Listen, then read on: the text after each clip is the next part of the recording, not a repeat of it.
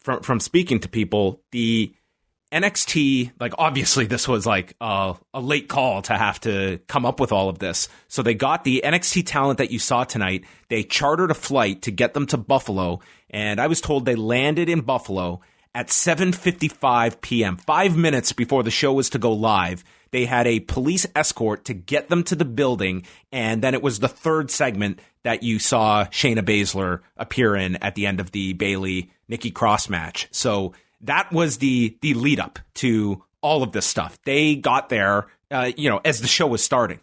That's insane.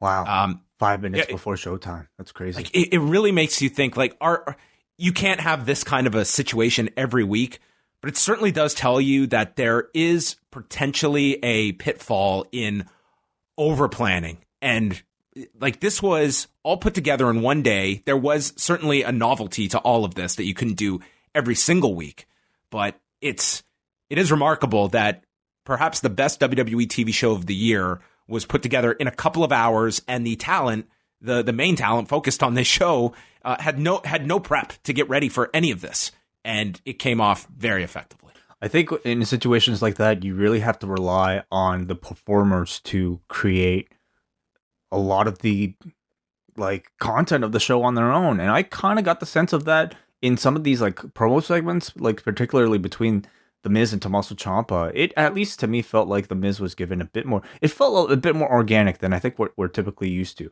And certainly, I would say in the main event between Daniel Bryan and Adam Cole, I would have to imagine much of that rested on the performers themselves to come up with.